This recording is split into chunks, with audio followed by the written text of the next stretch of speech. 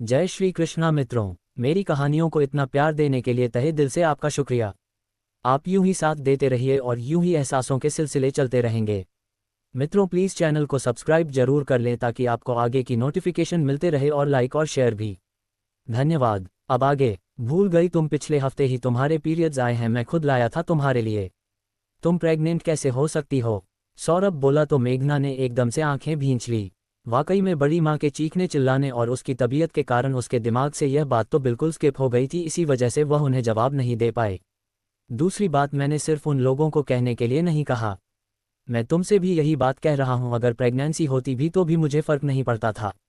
तुम्हें जिस तरीके से स्वीकार किया है उसी तरीके से बच्चे को भी अपना लेता है, क्योंकि बच्चों की पैदाइश में उनका कहीं से कोई दोष नहीं होता, फिर उन्हें सजा क्यों दी जाए? सौरभ ने कहा तो मेघना ने बड़ी आंखों से उसकी तरफ देखा। आप क्या हो मिश्रा जी? मेघना एकदम से बोली। देवदूत तो नहीं, क्योंकि ईश्वर का देवदूत अभिषेक था। बस उसी से सीख ले, एक इंसान बनने की कोशिश कर रहा हूं, और हाँ, तुम्हारा सच्चा जीवन साथी भी। सौरभ ने उसकी आंखों में देखकर कहा तो मेघना भी उसे देखती रह गई। तुम्हारी तबीयत कैसे खराब हो रही है? और यह चेहरा इतना पीला क्यों पड़ता जा रहा है? पिछले एक हफ्ते से मैंने ध्यान नहीं दिया। तुम ठीक से खा पी रही हो कि नहीं अभी? सौरभ ने कहा तो मेघना ने गर्दन हिला दी। शायद मौसम थोड़ा सा बदला है, ह्यूमिडिटी हो रही है, गर्मी भी तेज हो गई है, इसलिए हो गया होगा, बाकी ऐसा कुछ भी नहीं है। मेघना नज़र चुराते हुए बोली। अच्छा, अब ठीक लग रहा है या चले डॉक्टर के पास? नहीं, अब ठीक हूँ मैं।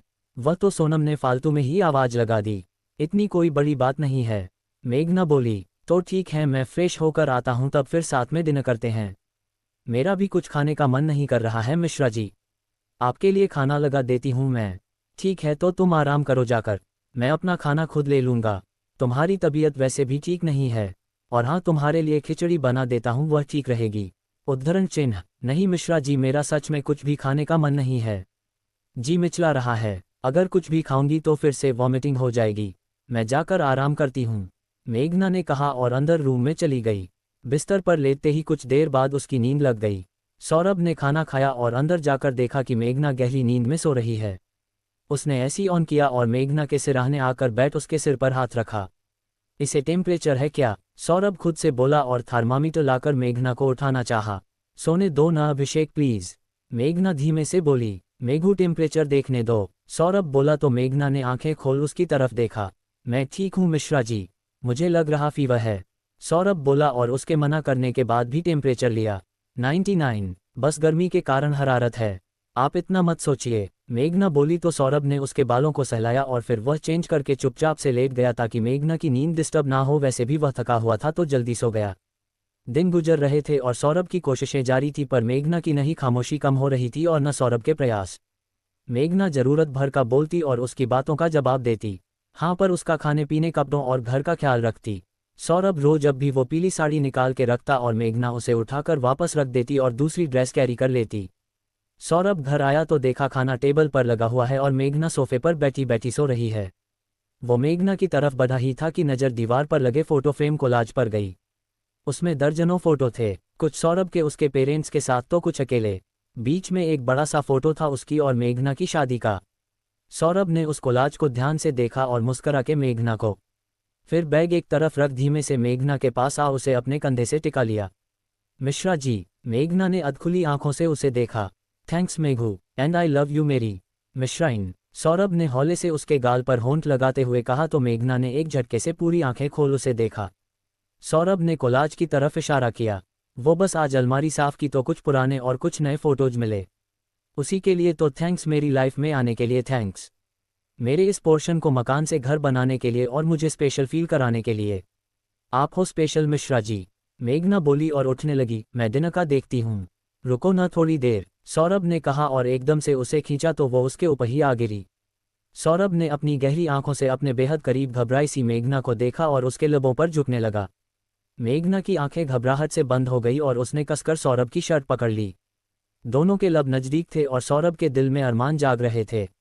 वो बस मेघना के लबों को छूने ही वाला था कि सोनम की आवाज़ उसके कानों में पड़ी, भाभी, और मेघना एकदम से उससे दूर हो गई। सौरभ भी जैसे होश में आया तब तक सोनम अंदर आ गई थी। सौरभ उठकर कमरे में चला गया और मेघना सोनम से बात करने लगी। सोनम के जाते ही मेघना झट से किचन में चली गई ताकि सौरभ से सामना न हो, और सौरभ भी समझ रहा था उसके दिल का हाल और उसकी असहजता, तो उसने भी ऐसे बिहेव किया जैसे कुछ हुआ ही नहीं, जबकि उसके दिल में आज अलग शोर था। आज पहली बार वह मेघना के करीब जाते जाते रुका था। आज पहली बार था जब किसी लड़की के इतना करीब था, और वो थी उसकी मेघू, उसकी मिश्राइन, जिसे वो बेहद चाहने लगा था। शायद पति पत्नी का रिश्ता ही ऐसा होता है जहां दिल खुद ब खुद अपने प्रिय के लिए धड़कने लगता है, सामने वाले की मुस्कान के लिए 100 जतन करता है। पर अभी सौरभ के जतन बेकार ही जा रहे थे, क्योंकि मेघना के दिल पर उसका असर हो रहा ही कि नहीं वो नहीं जानता था, बस बिना उम्मीद के वो कोशिशें कर रहा था। ऐसे ही एक दिन शाम को सब्जी लेकर मेघना बाहर से आ रही थी कि तभी उसे नीचे के पोर्शन से रश्मि और ऋषि की तेज तेज लड़ने की आवाज़ सुनाई दी। उस समय घर में कोई भी और मर्द नहीं था। मौसा जी, मौसी और सोनम शहर के बाहर थे, और बड़े पापा भी अब तक प्रिंटिंग प्रेस से नहीं लौटे थे। बड़ी माँ दोनों को रोकने की कोशिश कर रही थी कि तभी ऋषि भैया गुस्से से बाहर निकल गया। एक नज़र मेघना को देखा और अपनी गाड़ी उठाकर निकल गए।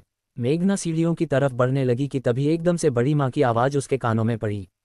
रश्मि, रश्मि क्या हुआ बेटा? मैं ऋषि को फ़ोन लगाती हूँ, बड़ी माँ बोली। मेघना को फिक्र हुई और वह दौड़कर उनके दरवाजे की तरह बढ़े कि उसके कदम रुक गए और कानों में बड़ी माँ की आवाज़ गूंजने लगी। मेरी बहू और होने वाले पोते से दूर रहना। मैं नहीं चाहती कि तुम्हारा मनहूस साया इन दोनों पर पड़े। मेघना वापस से मुड़ने लगी कि तभी रश्मि के चीखने की आवाज़ आए और उसने गहरी सांस लेकर अंदर कदम रख दिया। क्या हुआ भाभी? क्या हुआ बड़ी माँ? देखो ना छोटी बहू, क्या हो गया है? दोनों पति पत्नी का झगड़ा हो गया, और अब देखो ये रश्मि की तबीयत खराब हो रही है। घर में कोई भी नहीं है, मैं क्या करूं, कैसे लेकर जाऊं?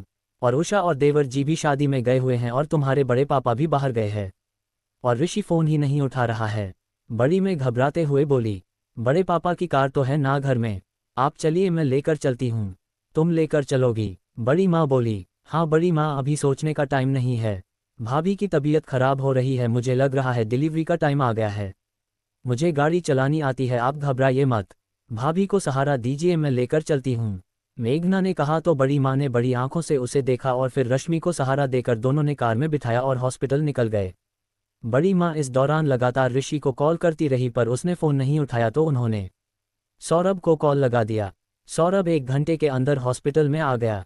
तब तक रश्मि को ऑपरेशन के लिए अंदर ले लिया गया था, क्योंकि स्ट्रेस, लड़ाई झगड़े और टेंशन के कारण उसका ब्लड प्रेशर बढ़ गया था और डिलीवरी कॉम्प्लिकेटेड हो गई थी, तो डॉक्टर ने तुरंत ही सिजेरियन करने का डिसाइड कर लिया।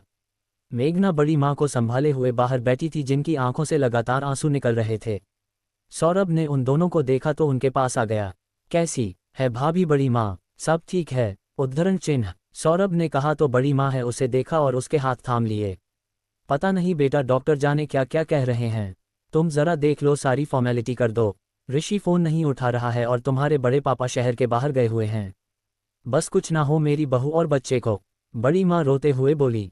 कुछ नहीं होगा बड़ी माँ, आप घबराइए मत, हिम्मत रखिए। मेघना ने उन्हें पानी दिया और समझाती रही, तो वही सौरभ डॉक्टर के पास फॉर्मेलिटी पूरी करने चला गया और सभी एडवांस पेमेंट वगैरह सब कर दिए। साथ ही साथ लगातार ऋषि को फ़ोन करता रहा, पर ऋषि अब तक नहीं आया था और न ही वह फ़ोन उठा रहा था।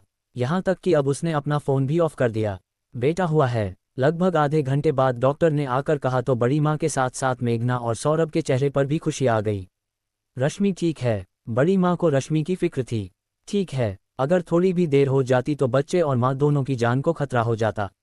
बीपी बहुत ही ज़्यादा शूट कर गया था और साथ ही साथ बच्चे के मूवमेंट ज़्यादा होने की वजह से कार्ड उसके गले में फंस गई थी। अच्छा किया आपने जो तुरंत उन्हें लेकर आ गए।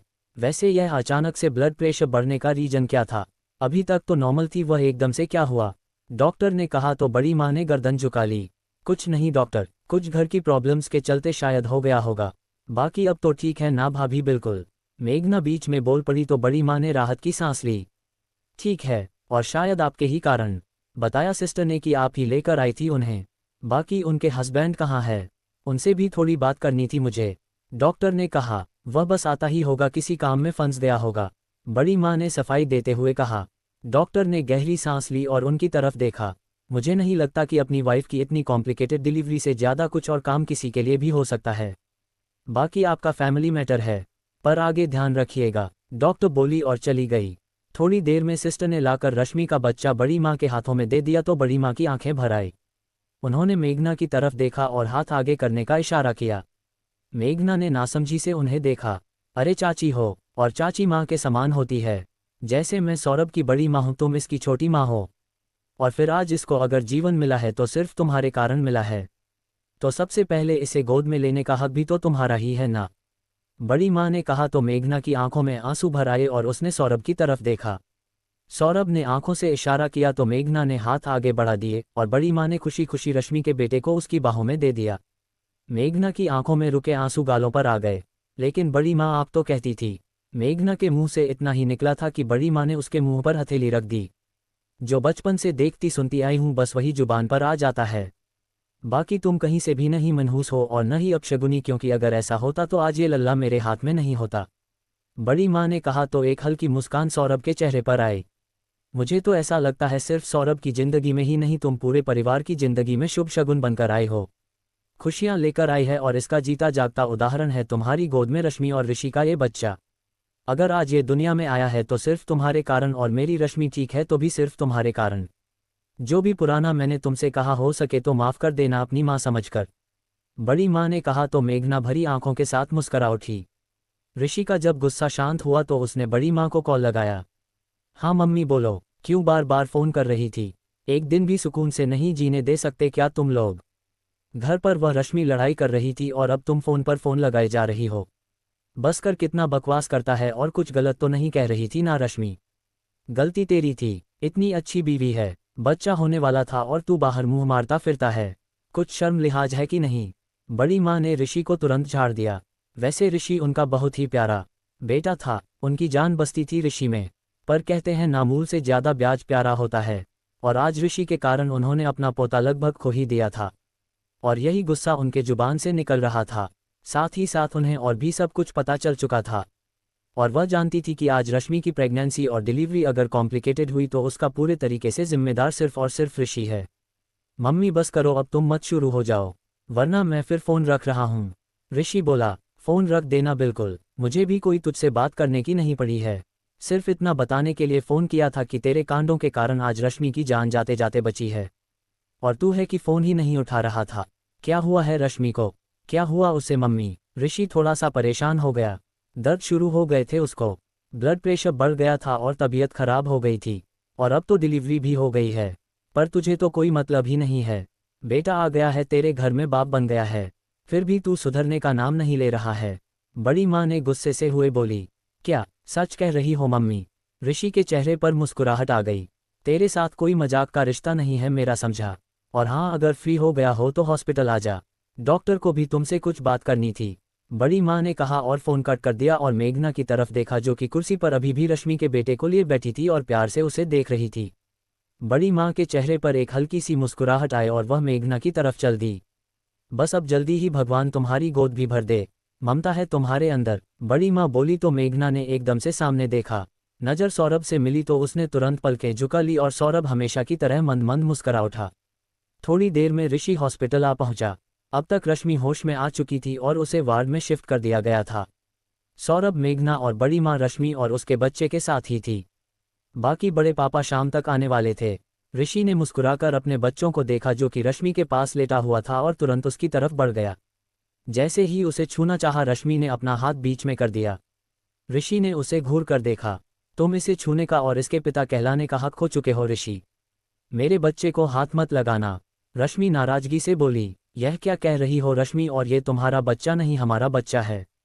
और किसने कहा ये हमारा बच्चा होता? अगर सिर्फ तुम मेरे होते, तुम्हें मेरी और इस बच्चे की परवाह होती, पर मैं यहाँ प्रेगनेंसी के दौर से गुजर रही थी, अपनी अपनी शारीरिक और मानसिक हालत के साथ रोज जंग लड़ रही थी, और तुम वहाँ एक्स्ट्रा मैरिटल अफेयर में उलझे हुए थे। रश्मि की आंखों में आंसू भर आए।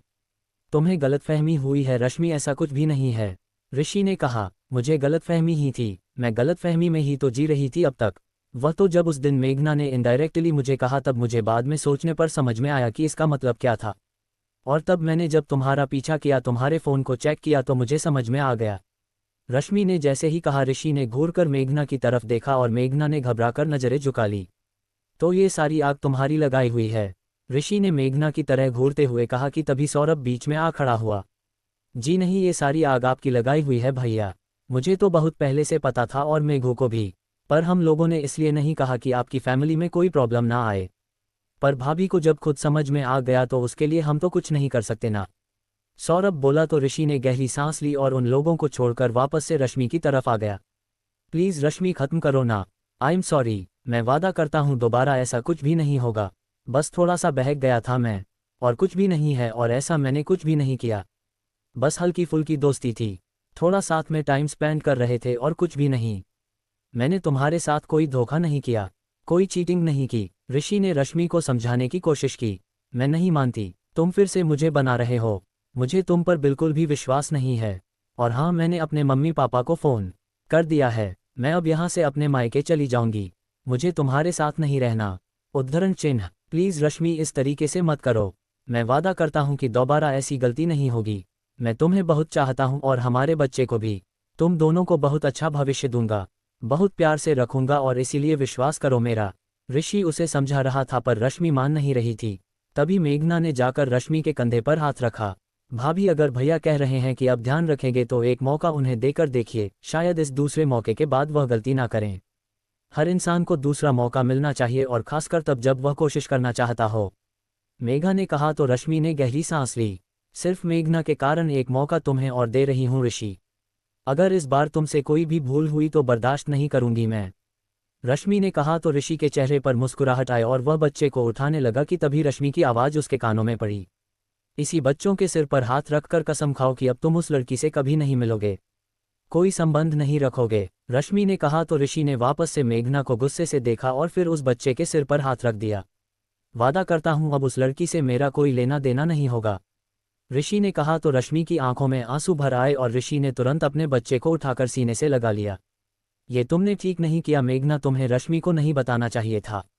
हम लोगों के बीच में दरार डाल दी तुमने, ये ठीक नहीं किया। अच्छा खासा सब चल रहा था, कहीं कोई प्रॉब्लम नहीं थी, कोई टेंशन नहीं थी, पर तुमने रश्मि को बताकर हम लोगों की लाइफ में इतनी बड़ी प्रॉब्लम ला दी जो कि इतनी आसानी से नॉर्मल नहीं होगी। ना जाने कब तक वह मुझ पर शक करती रहेगी। ऋषि मन ही मन सोच रहा था और उसके मन में मेघना के लिए गुस्सा बढ़ता जा रहा था। 2-3 दिन बाद सब लोग बच्चे और रश्मि को लेकर घर आ गए और घर पर ही उन लोगों की देखभाल करने लगे। मेघना और सौरभ भी अपनी लाइफ में बिजी हो गए। वैसे भी सौरभ की ट्रेनिंग चल रही थी, पर इस घटना के बाद से मेघना का रश्मि और बड़ी माँ के साथ रिलेशन सुधर गया था। अब दोनों ही उसे ताने नहीं मारती थी बल्कि अच्छे से प्यार से बात करती थी, और मेघना का भी समय काफ़ी कुछ बच्चे के साथ निकल जाता था। उधर ट्रेनिंग खत्म होते ही सौरभ को एक प्रोजेक्ट दे दिया गया और यह सोचकर कि प्रोजेक्ट करने के बाद वह चला जाएगा, सौरभ ने बाहर घूमने का प्रोग्राम पोस्टपोन कर दिया क्योंकि यह बहुत ज़रूरी प्रोजेक्ट था जिसमें सौरभ जी जान से लगा हुआ था। कुछ दिनों का समय और निकल गया। सौरभ का प्रोजेक्ट अब खत्म ही होने वाला था और 1-2 दिन बाद वह फ्री होने वाला था, पर एक बात पर वह ध्यान दे रहा था कि मेघना की तबीयत कुछ ठीक से नहीं लग रही। वह जब भी मेघना से कहता मेघना टाल जाती और कहती कि ठीक है, पर सौरभ देख रहा था कि वह कमज़ोर होती जा रही है और चेहरे पर भी पीलापन बढ़ता जा रहा है। मेघू, तुम्हारी तबीयत ठीक नहीं है, कल डॉक्टर के पास चले चेकअप कराने के लिए, सौरभ ने डिनर के समय कहा। नहीं मिश्रा जी, ज़रूरत नहीं है, मैं ठीक हूँ, ऐसी कोई परेशानी की बात नहीं है, आप चिंता मत कीजिए मिश्रा जी, मेघना बोली और खाना खाने लगी। उसे एकदम से खांसी आने लगी। वह उठकर वाश बेसिन के पास गई और जैसे ही उसने थूका कुछ ब्लड उसे नजर आए। उसकी आंखें उन खून के धब्बों पर रुक गई कि तभी पानी का गिलास लेकर सौरभ उसके पीछे आ खड़ा हुआ। उसकी नज़र जैसे ही वॉश बेसिन पर गई सौरभ की आंखें सिकुड़ गई। यह क्या है मेघू, कब से हो रहा है? सौरभ ने एकदम घबराकर उसे थाम लिया। आज ही हुआ है पहली बार, मुझे नहीं पता मिश्रा जी, मेघना ने एकदम से डरते हुए कहा। तुम न एकदम पागल हो, बिल्कुल ध्यान नहीं रखती हो खुद का। 15-20 दिन के लिए मैं क्या बिजी हुआ, तुमने अपनी तबीयत खराब कर ली। तुम इतनी लापरवाही कैसे कर सकती हो, तुम्हें कुछ समझ में नहीं आता क्या? सौरभ ने कहा। मेघना ने कुछ नहीं कहा और रोने लगी। अब रोने की क्या बात है, चलो अभी हम डॉक्टर के पास जाएंगे, सौरभ बोला। लेकिन अभी इस समय, मेघना ने कहा। हाँ तो क्या हुआ इस समय में? सुबह तक मैं नहीं रुक सकता, मैं बिल्कुल भी रिस्क नहीं ले सकता तुम्हारी हेल्थ के साथ, तुम्हें तो कोई परवाह ही नहीं, सौरभ ने कहा और तुरंत मेघना को लेकर डॉक्टर के पास चला गया। डॉक्टर ने तमाम सारे टेस्ट लिख दिए और अगले दिन आने को कहा। मेघना आकर फिर से बिस्तर पर लेट गई। उसको थकान हो रही थी और थोड़ी ही देर में उसकी नींद लग गई। क्रमशः डॉक्टर शैलजा श्रीवास्तव,